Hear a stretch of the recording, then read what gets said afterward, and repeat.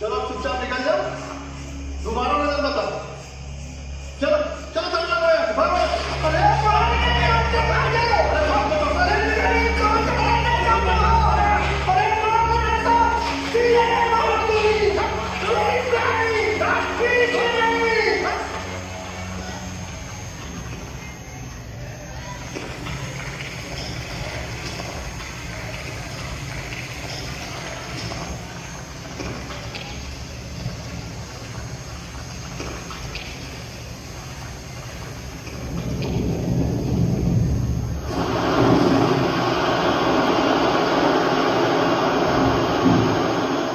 लोकसभा का चुनाव हुआ और जनता पार्टी की सरकार है, तो निशा मंत्रियों को उन्होंने छोड़ा और वहां बैठ के हम चर्चा करें।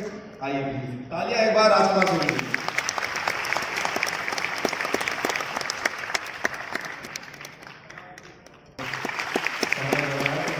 आप भी मुझे कहता हूँ कि आप भी विजय सर का प्रतिनिधित्व करते हुए आप करते, ये तो विशेष स्वागत है, ऐसा तो होना चाहिए फिर।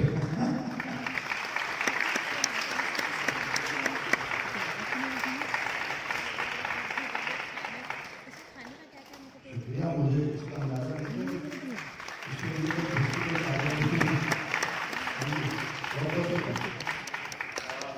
मेरे बचपन के लोग कल से यहाँ प्रोग्राम शुरू हुआ है, बहुत सारे डिस्कशन सेशन हो रहे हैं। मैं कहता हूँ और फिर हम इस गंभीर मसले पर गंभीर फिल्म पर भी बात करेंगे कि शहर में ऐसी कोई भी गतिविधि होती है वो शहर की तासीर को बदलने के लिए या तासीर को बताने के लिए बहुत महत्वपूर्ण है। जितने भी इंटेलेक्चुअल एक्टिविटीज एंड इवेंट होते हैं, 2 दिनों तक चलने वाला ये आर्ट और लिटरेचर फेस्टिवल है, इसमें बहुत सारी महत्वपूर्ण बात हो रही है। लेकिन जो सबसे खूबसूरत बात मुझे लगती है वो ये है कि हम सब जब आयोजन में आते हैं तो राजकुमार भैया को देखते हैं, अच्छा ठीक है, ये पुराने हमारे परिचित आयोजनकर्ता परिचित उज्जवल भैया सामने दिख रहे हैं, राहुल सिंह जी पीछे दिख रहे हैं, जो चेहरे दिखते लगता है कि एक हमारे आसपास के सब लोग, मित्र, दोस्त, इसको मैं नेपोटिज्म तो नहीं कहूँगा, लेकिन एक जरूर कहूँगा कि एक ऐसा ग्रुप सोसाइटी जो अपने साथ में जुड़ा हुआ और लगातार ऐसे सक्रिय और रचनात्मक कामों में लगातार लगा हुआ है, तो मुझे निजी तौर पर ये अच्छी बात लगती है।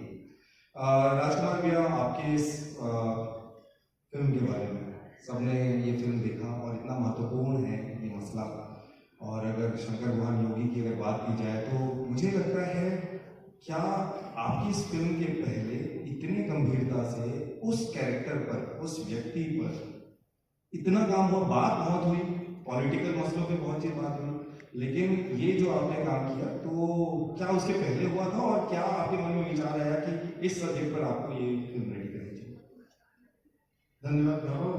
सबसे पहले तो इस आयोजन की जो करता धरता है प्रीति उपाध्याय, जो विभिन्न मोर्चों पर लगातार सक्रिय रहती है, मैं उनका शुक्रिया अदा करता हूँ। भाई सुनाल का शुक्रिया अदा करता हूँ। हमारी दरअसल ये जो मंच है, ये जो सभागार है, उसका नाम है दीनदयाल उपाध्याय सभागार। मेरी किताब आई थी, 20 साल तक मैंने माओवादी रिपोर्टिंग की, तो मैं अपनी किताब लाल गलियारे का विमोचन यहाँ पर करवाना चाहता था। वो सपना पूरा नहीं हो पाया, तो आज जो है प्रीति ने और कुणाल ने मेरा वो पाप पूरा कर दिया कि लाल गलियारे से ना सही लाल लोहार का प्रदर्शन यहाँ हुआ है। और ये महत्वपूर्ण इसलिए है कि ये दीनदयाल उपाध्याय ऑडिटोरियम में हुआ है, मेरे लिए बहुत महत्वपूर्ण है। दूसरी बात एक महत्वपूर्ण ये भी है कि आज तक मैं लोगों का इंटरव्यू लेता आया हूँ और पहली बार ऐसा हो रहा है कि कोई मुझसे सवाल पूछ रहा है, और सामान्य तौर पर लोग पत्रकारों से सवाल नहीं करते, क्योंकि देश की बड़ी आबादी में मान लिया है कि पत्रकारों से सवाल नहीं पूछा जाना चाहिए, पत्रकार ही सबसे सवाल पूछेंगे। पर अब तो बहुत सारे पत्रकार ऐसे भी हो गए जो सवाल पूछते ही नहीं है, जो उन्हें बताया जाता है कि ये पूछना है वही पूछा जाता है। तो आप उससे बेधड़क सवाल पूछ सकते हैं।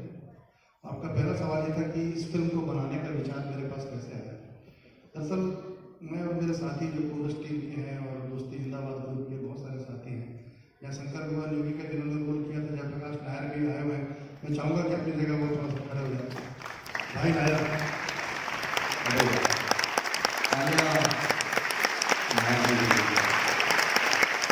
ये मेरे साथी हैं और ये सफाई कामगारों के बीच में काम करते हैं।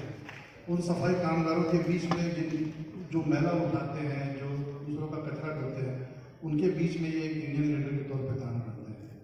तो मेरे साथ ऐसे साथी थे और मैं आपको बताऊं गौरव कि बहुत दिनों से ये बातचीत चल रही थी। जब भी मैं छत्तीसगढ़ी फिल्मों को लेकर होने वाली संगोष्ठियों में जाता था तो मैं अक्सर कहता था कि शंकर भुवन नोगी पे कुछ करिए, राजनांदगांव पे लाल श्याम सिंह पे कुछ करिए, यहाँ पर हबीब तरीन है उन पर कुछ करिए। हमारे पास इतने सब्जेक्ट हैं कि हम यदि जब बाहर के लोग यहाँ पे मिल्खा सिंह पर एक फिल्म बना सकते हैं, बाहर के लोग संजीव गर्बल जैसे लोग आके यहाँ पर एक लाल सलाम जैसी फिल्म बना सकते हैं, बाहर के लोग आके यहाँ पे ये पगली फंस जाएगी, थोड़ा उठा के ले जाऊँ, थोड़ा फटा के ले जाऊँ, थोड़ा फटफटी बिठा के ले जाऊँ, इस तरह की कई तरह की फिल्में देख करके खराब लगता था। मैं इनको ये बोला करता था। दरअसल हमारे पास पैसे नहीं थे। आप सबको आश्चर्य होगा कि ये पूरी फिल्म हम साथियों के सहयोग से मात्र 50,000 रुपये में बनी और इससे ज़्यादा हमारी हैसियत भी नहीं थी। जब एक लेखक आए थे अंग्रेजी के बहुत बड़े, तो लगातार बोल रहे थे साथियों से, बच्चों से कि आप अपनी औकात बनाइए, आप अपनी औकात बनाइए। हमारी इतनी औकात नहीं थी कि हमें कोई कोयला बेचने वाला पैसा दे देता या कोई तेल बेचने वाला पैसा दे देता। हमारे साथ जो भी साथी थे वो 50,000 रुपये उन्होंने जुगाड़ किया और हमने उससे फिल्म बनाई। और एक बात और थी जो कल जो लेखक कह रहे थे, मैं अपने तमाम बच्चों और साथियों से जरूर कहना चाहूँगा कि औकात अंबानी और अडानी को बनाने दीजिए, आप तो बस अच्छा मनुष्य बने रहने की एक जगह बनाइए। क्योंकि देश जो है जिस विशाल वातावरण से गुजर रहा है, वहाँ एक अच्छा मनुष्य बने रहने की जरूरत सबसे ज़्यादा है। तो फिल्म बनाने का विचार सिर्फ इसलिए आया कि एक बड़ी फिल्म मैं इसको प्लान में थी कि बड़ी फिल्म बनाता मैं। कुछ लोगों से मैंने बात की, मुश्किल से 50-60 लाख रुपए खर्च होते और एक हम अच्छी फिल्म बना सकते थे, लेकिन कोई ऐसा फाइनेंसर हमारे पास नहीं आया। उनको इस फिल्म में कोई मटेरियल नहीं लगा, उनको इस फिल्म में कोई मसाला नहीं लगा, उनको इस फिल्म में कोई आइटम सॉन्ग की जगह दिखाई नहीं दी, उनको इस फिल्म में कोई स्पार्क दिखाई नहीं दिया और कुछ ऐसा लगा नहीं कि उनकी फिल्म ये बॉक्स ऑफिस पर हिट हो सकती है या कुछ हो सकती है। जबकि मैं अभी भी इस बात को दावे के साथ कह सकता हूँ, यदि कोई अच्छा फाइनेंसर आएगा तो हम ही लोग, हमारे साथी इस फिल्म को एक कमर्शियल हिट बना के भी दिखा सकते हैं, कर सकते हैं। लेकिन ये कुछ नहीं हो रहा था। हमें लगा कि नहीं, चलिए जो भी हो, हम में से बहुत सारे लोगों को एक दिन गुजर जाना। मुझे लगा कि मैं जिस कैरेक्टर को बहुत पसंद करता हूँ, कम से कम कुछ नहीं तो एक डॉक्यूमेंट्री ही बना रखता हूँ, ताकि जो लोग भी देख पाए, जो नई पीढ़ी देख पाए कि शंकर भुवन ने किस तरीके से मजदूर साथियों के सहयोग से शहीद अस्पताल खोला। कोई अस्पताल में मजदूरों को एडमिशन नहीं देता था जब वो बीमार हो जाते थे, तो उन्होंने अपने मजदूरों से, ईंट गारे से, उनके वो सारे मजदूर खदान में काम करते थे और शाम को आकर के एक घंटा 2-2 घंटा अस्पताल बनाने के लिए देते थे। उन्होंने अस्पताल खोला, स्कूल खोला, राजरा में शराबबंदी कराई और कई ऐसे सामाजिक काम किए और आंदोलन करते हुए काम किए। उसमें उनके साथ मार्क्सिज्म भी था और स्थानीयता भी थी और सारे काम बहुत वैज्ञानिक ढंग से वो करते थे। कई बार जेल गए, उनके मजदूरों पर गोलियां चली, उनके मजदूरों को जेलों में डाला गया, खुद उन्होंने भी कई बार जेल यात्राएं की। लेकिन मजदूरों के लिए, जिस तबके के लिए कोई नहीं सोचता, उस तबके के लिए दिल्ली राजरा में एक शख्स सोच रहा था। मुझे लगा कि उस पर हमारी एक श्रद्धांजलि तो बनती है। पिछले साल जब हमने इस फिल्म को बनाया तब उनके शहीद 30 साल पूरे हो रहे थे। हम और हमारे साथियों ने लगभग 1-1.5 महीने की शूटिंग की। बहुत पैसे कम थे तो जैसे तैसे करके जाते थे, कहीं भोजन की व्यवस्था करते थे, कहीं साथियों के घर जाते थे, चावल दाल खा के। इस तरीके से हमने उस फिल्म को पूरा किया। जोरदार। मुझे लगता है कि इतनी चुनौतीपूर्ण मसले सवाल पूछता रहूँ और बातचीत रहे, क्योंकि हमेशा ये बेहतर होता है कि नई पीढ़ी, युवा पीढ़ी के जहन में भी, कॉलेज के भी विद्यार्थी यहाँ पर दिखाई दे रहे हैं। तो अपने वॉलंटियर से भी मैं कहूँगा कि आपके भी जहन में कोई प्रश्न है तो उधर आप भेज सकते हैं। और तब आपको हर तरफ से पॉजिटिव एटीट्यूड नहीं मिल रहा था, लोगों की तरफ से कहीं ना कहीं डिसअपॉइंटमेंट भी थी, तो क्या कभी आपके मन में भी आया?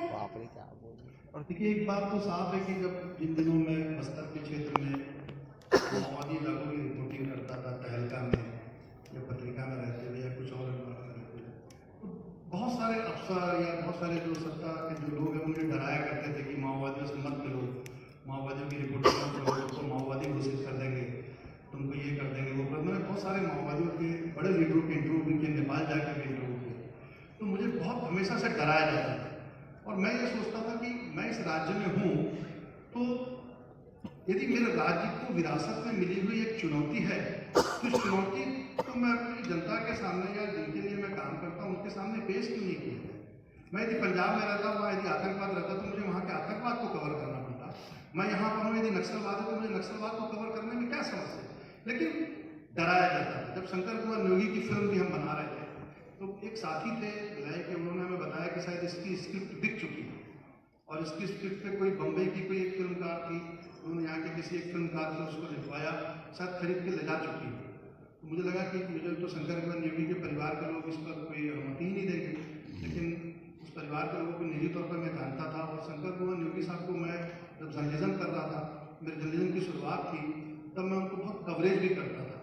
वो मेरे पास दुरुप के एक अखबार में आते थे और अपना एक छोटा सा पर्चा देकर चल देते थे, विज्ञप्ति नहीं देते थे, हमेशा कहते थे इसको छाप देना सनी, तो मैं उसको फिर खबर बना के छाप देता था।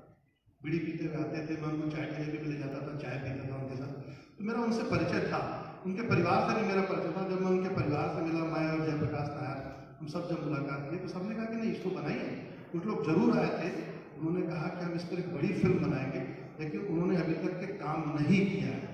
और मुझे बाद में पता चला कि शायद वो स्क्रिप्ट तैयार हो गई थी और वो स्क्रिप्ट बिक गई किसी के हाथ में, लेकिन उस परिवार ने मुझे कोई मतलब दुविधा नहीं होने दी। उनके जो बेटे हैं जीत दुहा न्योगी, उनका एक बहुत बड़ा कार्यालय है, वहाँ उन्होंने हमारे लिए 2-3 दिन भोजन की व्यवस्था की, गाड़ियों की व्यवस्था की। जो एक जीप की शुरुआत में आप देखते हैं, छत्तीसगढ़ मुक्ति मोर्चा की रैली में जाने वाली जीप है जिसमें हमने पुलिस वालों का उपयोग किया है। कहीं से पुलिस की ड्रेस मिली, कहीं से कुछ मिला, इस तरीके से मसाल भी हमने बहुत दूसरे तरीके से बनाई और जो एक शव की यात्रा जो जलता हुआ शव था वो भी कुछ दूसरे ढंग से था। तो चुनौती तो ये आई सिर्फ कि लोगों ने थोड़ा डराया कि इस पर मत बनाइए। वो थोड़ा नक्सलिज्म को मानते थे, माओवाद को मानते थे, मार्क्सिज्म पर उनका विचार था। तो एक बार फिर आपके पीछे एक ठप्पा लगने वाला है कि आप माओवादी विचार को या मार्क्सिज्म को समर्थन देते हैं। ये भयभीत इस ढंग से करते थे, लेकिन हम पहले भी नहीं डरते थे, आगे भी डरने वाले हैं। Thank you.